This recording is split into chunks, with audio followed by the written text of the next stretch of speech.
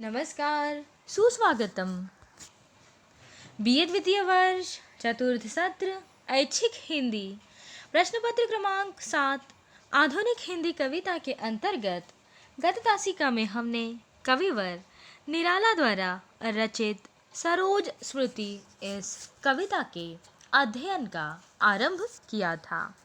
आज हम पुनः कविवर निराला द्वारा रचित सरोज स्मृति इस कविता पर विस्तार से चर्चा करेंगे।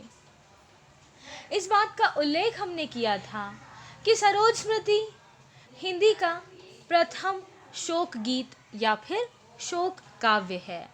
इसका कारण यह है कि इस कविता में कविवर निराला के उन दुखद भावों की अभिव्यक्ति हुई है जो उनकी एकमात्र पुत्री सरोज की असमय मृत्यु के कारण उपजा हुआ दुख था।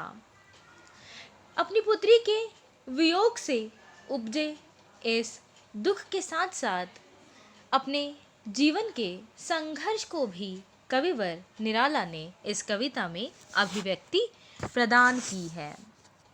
कविता के आरंभ में वे लिखते हैं, ऊन विंश पर जो प्रथम चरण तेरा वह जीवन सिंधु तरण तनये अर्थात हे पुत्री लीकर दृक्पात तरुण जनक से जन्म की विदा अरुण गीते मेरी तज रूप नाम वर लिया अमर शाश्वत विराम पूरे कर शुचितर सपर्याय जीवन के अष्टादशाध्याय चढ़ मृत्यु तरिन पर तूर्ण चरण कह पितः पूर्ण आलोक वरण करती हूँ मैं यह नहीं वरण सरोज का ज्योतिः शरण तरण। अर्थात कविता के आरंभ में ही कविवर निराला लिखते हैं कि हे पुत्री 19 वर्ष की आयु में ही तू इस जीवन रूपी सागर के पार उतर गई अर्थात मृत्यु का ग्रास बन गई। अपने इस यौवन काल में ही तू अपने पिता से सदा सर्वदा के लिए विदाई लेकर अपने नयन मूसी चल बसी। ओ मेरी गीते अर्थात हे पुत्री समस्त भौतिक नाम और रूपों के बंधनों को तोड़कर अब तुमने शाश्वत अमर मृत्यु का वरण कर लिया है। तूने अपने जीवन के 18 वर्ष सब प्रकार की सफलताओं के साथ पूर्ण किए।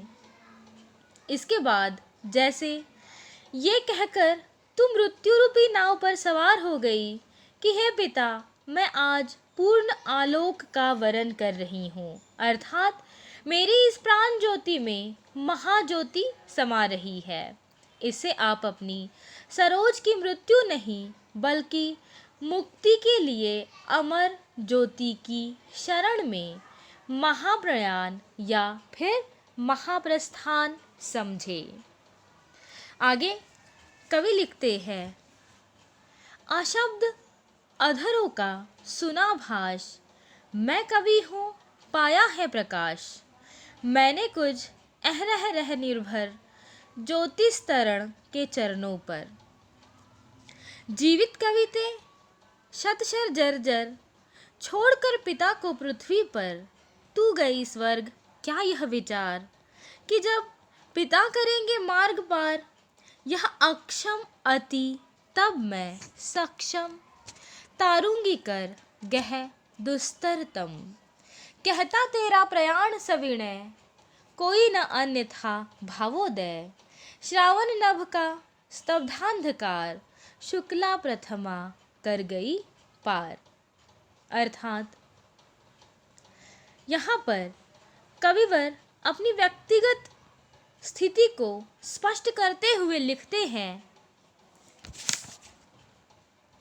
अशब्द अधरों का सुना भाष मैं कवि हूँ पाया है प्रकाश अर्थात मैं मौन अधरों तथा मौन वाणी वाला एक सर्जक कवि हूँ। रात दिन माँ सरस्वती के चरणों में बैठकर मैंने अपनी अंतरात्मा के प्रकाश की कुछ किरणें प्राप्त की है। ओ मेरी जीवित कविते, अर्थात हे मेरी पुत्री सरोज, विषम अभावों के अनेकों तीरों से आहत जर्जर अपने इस पिता को धरती पर अकेला छोड़कर क्या तुम इस विचार से पिता से पहले ही स्वर्ग चली गई हो कि जब मेरे असमर्थ पिता स्वर्ग का रास्ता पार नहीं कर सकेंगे तो समर्थ बनकर मैं उनका हाथ थामे इस नश्वर संसार के कठिन अंधेरे से उन्हें पार उतार पाने में सहायक बन सकूंगी। तेरा यह नम्रता भरा प्रस्थान, तेरा यूं अचानक मुझे छोड़कर चले जाना इस ओर ही संकेत कर रहा है। अन्य कोई भी इसका भाव संभव नहीं है।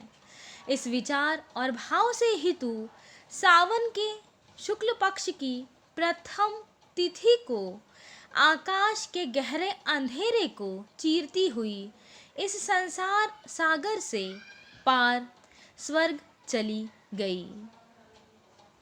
यहाँ पर कवि अपनी निजी जीवन की विषमताओं को अभिव्यक्त करते हुए दिखाई दे रहे हैं।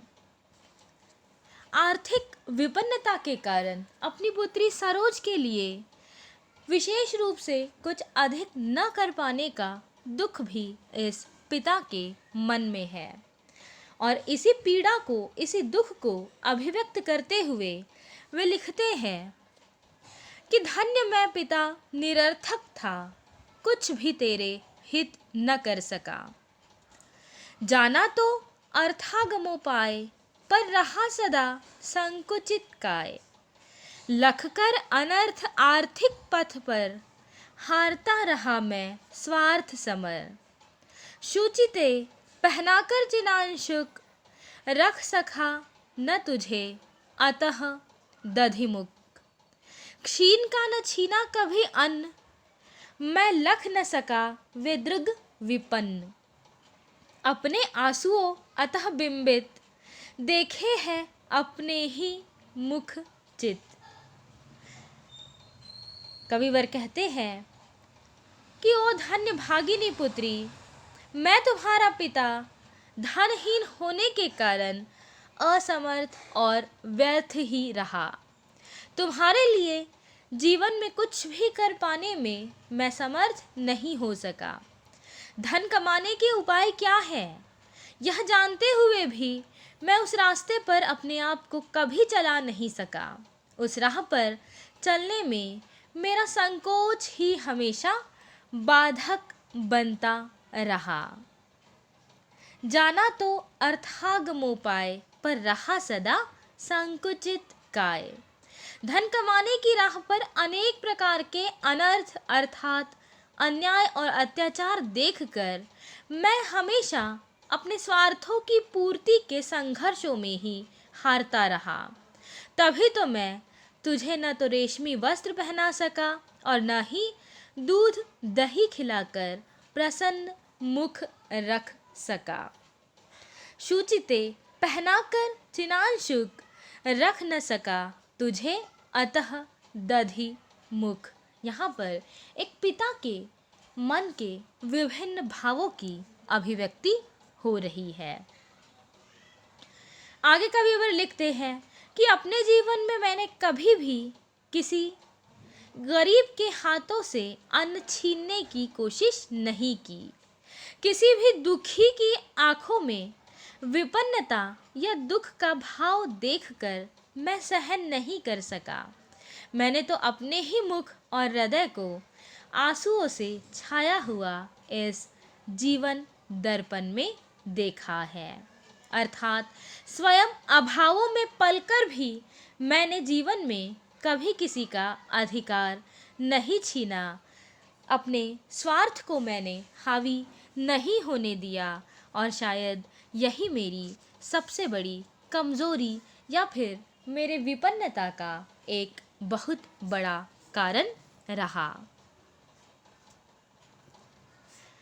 आगे लिखते हैं, सोचा है नत हो बार बार, सोचा है नत हो बार बार, यह हिंदी का स्नेहोपहार।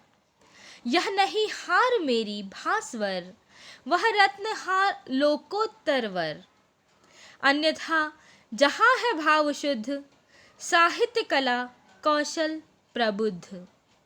है दिए हुए मेरे प्रमाण, कुछ वहाँ प्राप्ति को समाधान। पार्श्व में अन्य रख कुशल हस्त, गद्य में पद्य में समाभ्यस्त। अर्थात हिंदी प्रेम के कारण मिलने वाले अनादर का वर्णन यहाँ पर कवि कर रहे हैं। कहते हैं, मैंने अनेक बार झुककर बड़ी ही नम्रता के साथ सोचने का प्रयत्न किया कि हिंदी में साहित्य सृजन करके जो उपेक्षा तथा आर्थिक विषमता आदि भेंट के रूप में, स्नेह के रूप में मुझे मिली है, वे सभी मेरे हार के परिचायक नहीं है, बल्कि एक उज्जवल अलौकिक रत्नहार के समान है, जिन्हें पाकर मैं इस विषमता में भी प्रसन्नता का अनुभव कर रहा हूँ।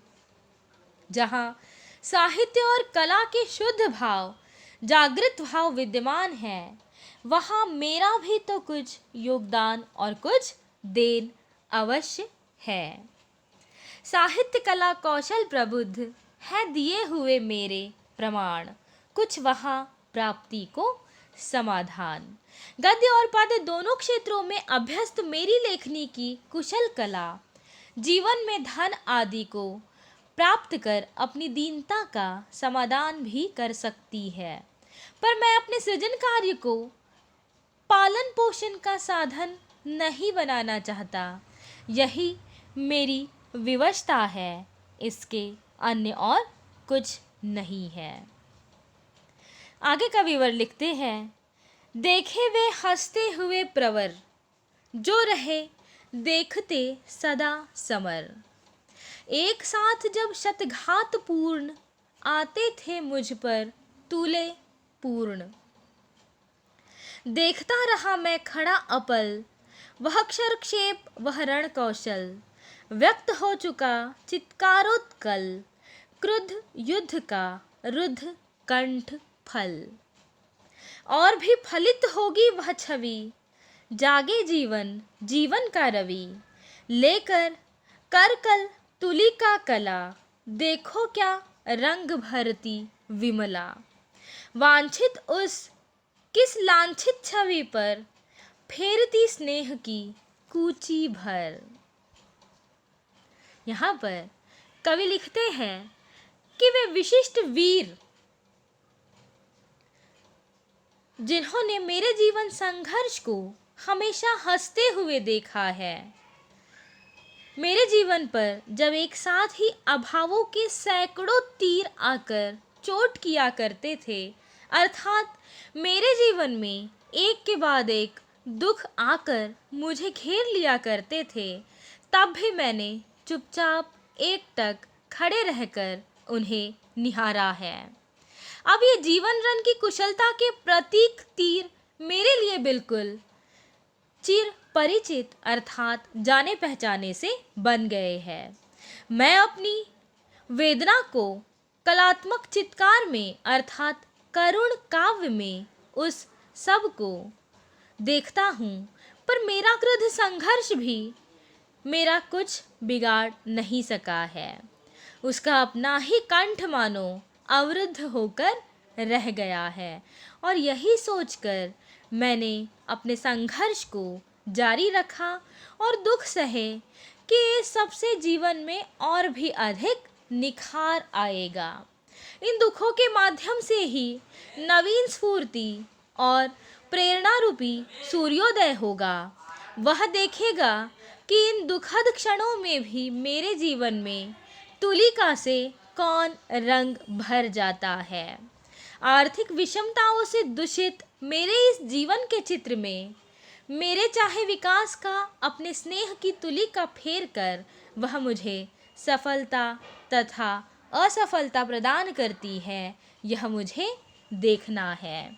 अर्थात दुखद स्थितियों में भी यहाँ पर कविवर निराला की जीवन के प्रति आस्था अभिव्यक्त होती हुई दिखाई देती है।